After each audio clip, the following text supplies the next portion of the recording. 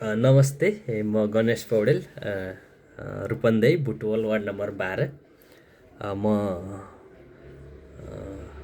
राष्ट्रिय स्वतन्त्र पार्टीको केन्द्रीय मानव अधिकार विभागको चाहिँ सदस्य पनि हो।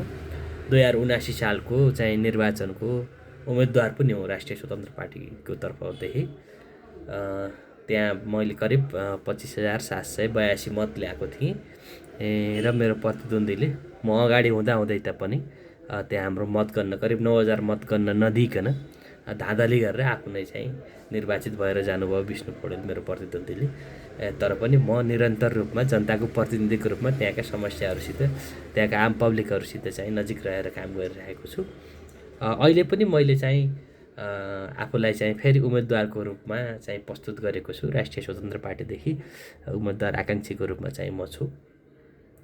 मलाई के लाग्छ भने देशमा विद्यमान रहेको देशमा चाहिँ ऐन नियम कानुनहरूको अथवा चाहिँ विधेयकहरूको चाहिँ छलफलको निम्ति हामी त्यहाँ चाहिँ जानुपर्छ संसदीय भूमिकाको लागि र जनताका आम समस्याहरूलाई जस्ताको तस्तै संसदबाट प्रस्तुत गर्नको निम्ति अथवा चाहिँ विभिन्न चाहिँ सरकार निकायहरूलाई चाहिँ झकझकाउनको निम्ति अथवा आम पब्लिकहरूका गुनासाहरूलाई चाहिँ संसदबाट चाहिँ प्रस्फुटन गर्नको निम्ति पनि हाम्रो चाहिँ आफू चाहिँ त्यहाँ चाहिँ आफूलाई चाहिँ उम्मेदवारको रूपमा प्रस्तुत गर्नुपर्छ जस्तो लाग्छ। म नै किन भन्ने सन्दर्भमा चाहिँ म पहिलाको जितिसकेको उम्मेदवार पनि फेरि म चाहिँ निरन्तर रूपमा चाहिँ चुनावपछि पनि अथवा चुनाव अगाडिदेखि पनि निरन्तर रूपमा त्यहाँका स्थानीय समस्याहरूसित जुझ्ने अथवा त्यहाँको भ्रष्टाचार, बेइज्जती, विसङ्गतिको विरुद्धमा चाहिँ खरो रूपमा उत्रिने, सरकारको ज्यादती विरुद्ध चाहिँ स्थानीय रूपमा चाहिँ सडक आन्दोलन गर्ने अथवा स्थानीय जनताका समस्यालाई लिएर कहिले चाहिँ नगरपालिका, कहिले चाहिँ सिडिओ कार्यालय, कहिले चाहिँ इलाका प्रशासन कार्यालय, कहिले चाहिँ पुलिसकोमा, कहिले अदालत धाउने यस्तो खालको व्यक्ति हुँ। अथवा अलिकति सामाजिक सेवामा लगाइराख्ने अथवा विद्यालयका क्षेत्रहरूमा विभिन्न विद्यार्थीहरूलाई चाहिँ कापी किताब वितरणदेखि लिएर वातावरणीय सरसफाइका कुराहरू, हस्पिटल सुधारका कुराहरू, होइन, यी कुराहरूमा म लगाइराख्ने भएको कारणले गर्दा पनि म आफू त्यहाँ उम्मेदवार हुनुपर्छ र त्यसको लागि मैले जित्छु भन्ने लाग्छ। मेरो जित्ने आधार त मेरो 79 सालको चुनावमा पनि मेरो जित्ने आधार देखिएको छ। त्यसपछि पनि मेरो जित्ने आधार भनेको म चाहिँ निरन्तर त्यहाँ चाहिँ सेवामा चाहिँ खटेको कारणले नै मेरो जित्ने आधार हो। म जित्छु। आम पब्लिकले मलाई चाहिँ रुचाइरहेको छ। जनताको चाहना चाहिँ गणेश पौडेल आइदिए हुन्थ्यो भन्ने चाहिँ छ। मेरो आधार चाहिँ यिनै नै हो। म विद्यालय व्यवस्थापन समिति अथवा विभिन्न क्लबहरूको चाहिँ संयोजकत्व अथवा विभिन्न कार्यक्रमहरू, विभिन्न तपाईँको चाहिँ सरसफाइका अभियानहरू लिएर हिँड्ने, त्यहाँको व्यथितिको विरुद्धमा बोल्ने, होइन, त्यहाँको पब्लिकहरूले चाहिँ चिनेको चाहिँ मान्छे हो अथवा त्यहाँको पब्लिकहरूसित दिनदिनै चाहिँ हातेमालो गरेर हिँड्ने मान्छे हो। मेरो जो चुनाव जित्ने आधार नै पब्लिक हो अथवा मैले त्यहाँ गरेको सामाजिक योगदान हो। मलाई त्यस्तो लाग्छ। चुनाव जितेर गर्नुपर्ने कुराहरू चाहिँ विधायकको रूपमा आफ्नो चाहिँ विधायकीय भूमिका खेल्नुपर्छ। म विधायकीय भूमिका म संसद भइसकेपछि मेरो चाहिँ प्रमुख चाहिँ कुराहरू के रहन्छ भने यो स्वास्थ्य सेवा जुन चाहिँ छ नेपाल सरकारबाट प्रदान गरिने स्वास्थ्य सेवा, त्यो स्वास्थ्य विधेयकलाई चाहिँ मैले परिमार्जन गर्नुपर्ने छ।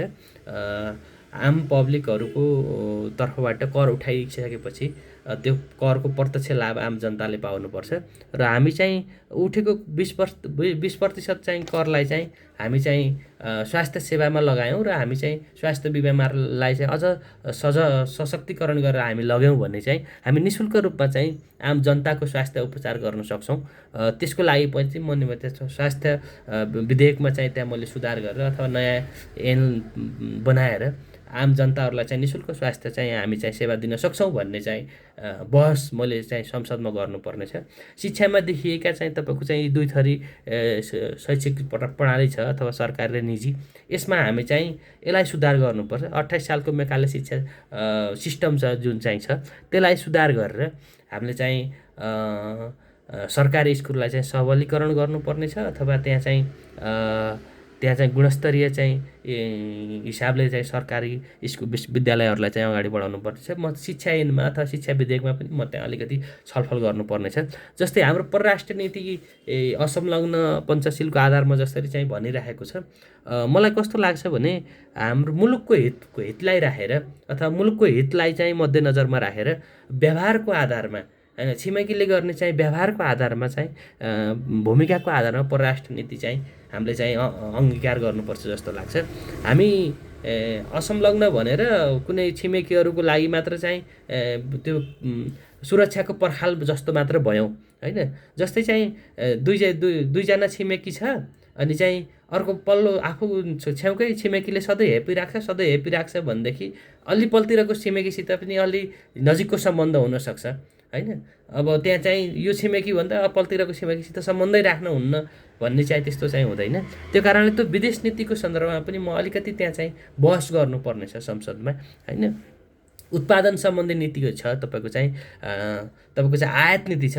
जस्तै तपाईँको चाहिँ नेपाली उद्यमीहरूलाई तपाईँको चाहिँ भन्सारमा कच्चा पदार्थहरू ल्याउँदा यहाँ चाहिँ तपाईँको चाहिँ उद्योगका सामानहरू निर्माण गर्दा अथवा यहाँ चाहिँ मेटेरियल बनाउनको निम्ति ल्याउने कच्चा पदार्थमा 35% यो सरकारले कर लगाएको छ।